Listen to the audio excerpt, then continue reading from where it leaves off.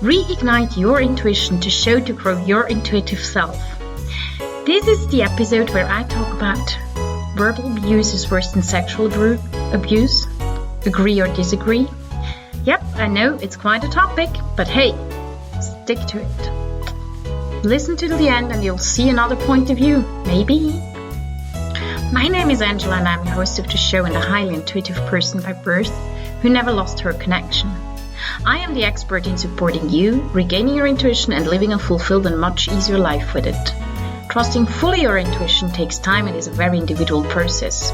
I share with you my knowledge and strategies I have developed to support you on a daily basis in any situation. Sign up to my freebie on angelaegg.com podcast English, there you'll find the link.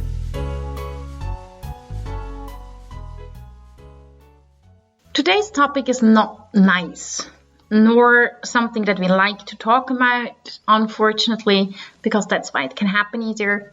And especially the verbal abuse is something that we have kind of a history as humans where we have a hard time to look at. But in general, both of it has a lot to do with consciousness. And right from the start, make sure you can listen to probably some abstract point of views to certain topics that are not even actually built from my person partially, but due to my experience, I agree with them because that's how it really is. So if it's too hard to listen, skip that one, come back in 2 weeks. In a week. And but at the end, I'd love to hear what you think, and I'd love to have you as a listener, because the main topic actually behind verbal abuse is worse than sexual abuse, agree or disagree, is consciousness. In our world, sexual abuse is very official, very painful, way too often happening. I think it's the same as 100, 200, 300 years ago, or even a bit less. What's behind the sexual abuse in a family is actually such a weird point of view to look at it. Our family is a system. Yeah, that's when you do constellation work, you know that it's a system, and it's a functioning system, and it's a system that people don't want to break or try not to break. And then when it can then sexual abuse, for example, happens.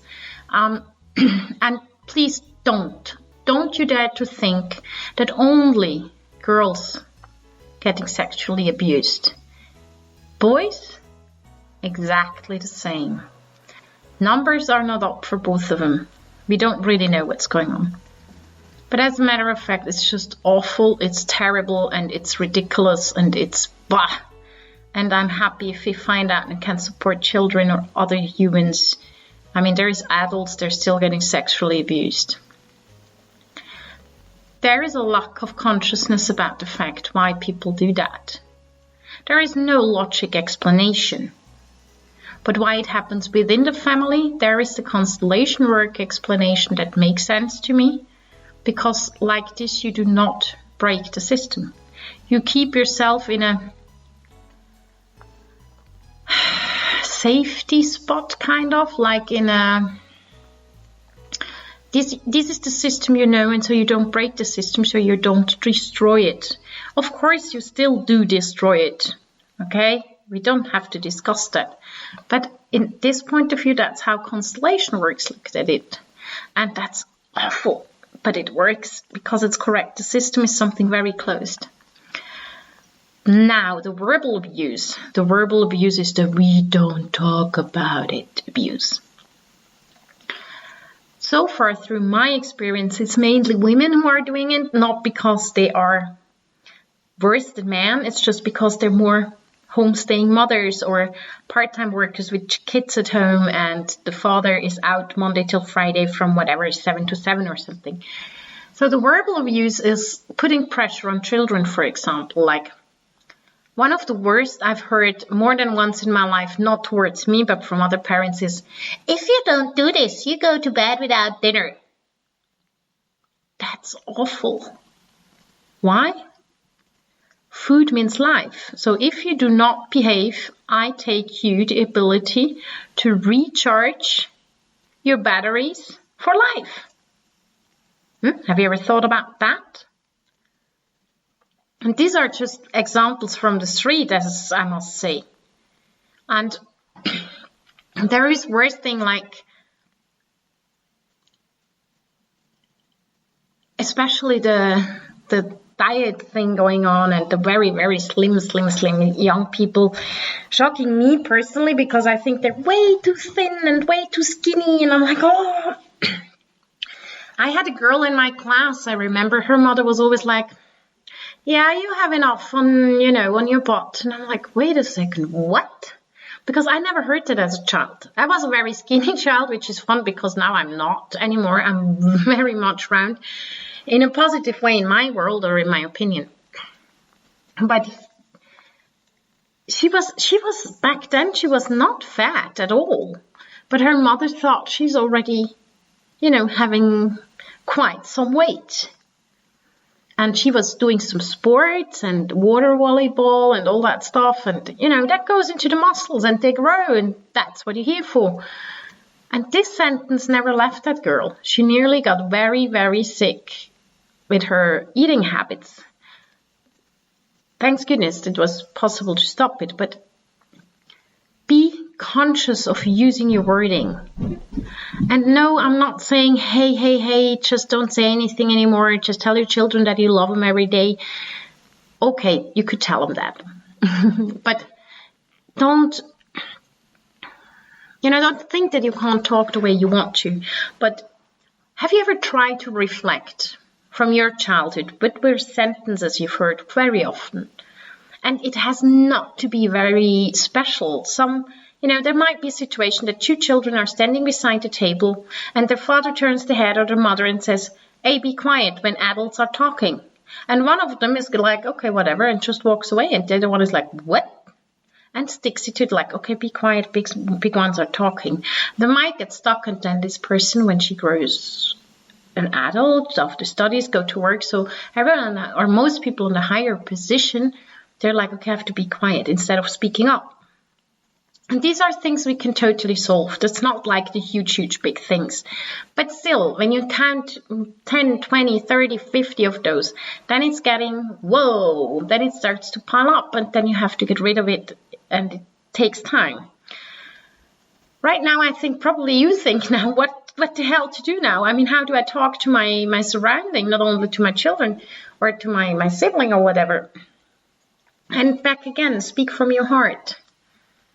Be very observant, like observing what's going on with your children. And first of all, reflect your own childhood. And that doesn't mean that that was bad, because as a matter of fact, we delete, or we don't delete, but we push away a lot of things that we don't like. But there is these few sentences that we always hear and we always remember. And it might sound similar, but it's never the same sentence, and then it comes up in your head. Try to reflect. What have I heard as a child?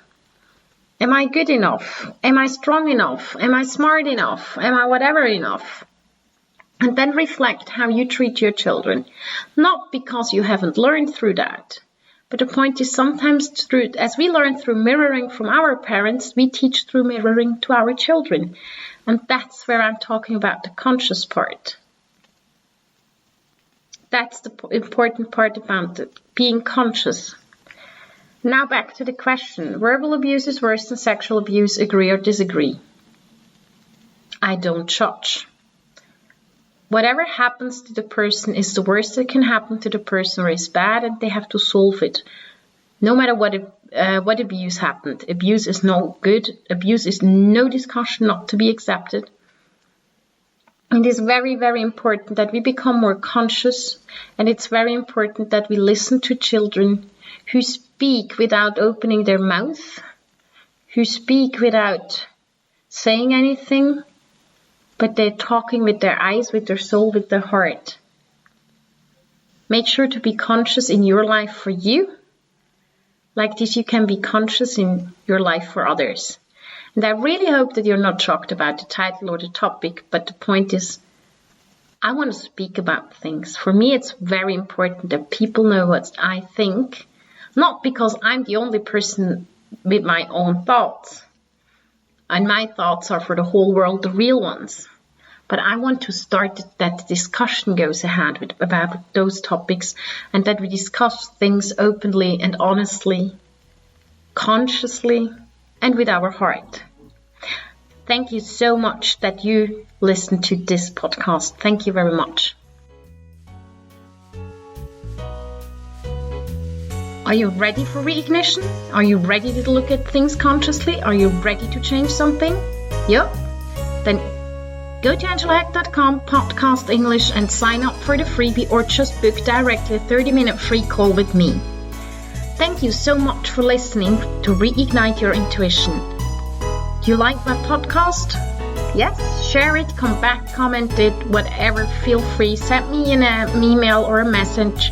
Whatever you think you'd feel like, go for it, go ahead. I'd love to hear from you what your thoughts are.